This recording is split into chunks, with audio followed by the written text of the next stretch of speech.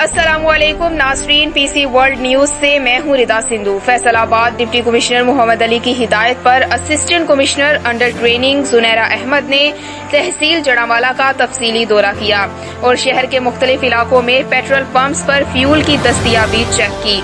उन्होंने ZIC, PSO, total और दीगर पंप्स को चेक किया और पेट्रोल की अदम दस्तयाबी पर बास पेट्रोल पंप्स को सख्त वार्निंग और टोटल पंप को ओवर चार्जिंग पर 20,000 रुपए जुर्माना भी किया।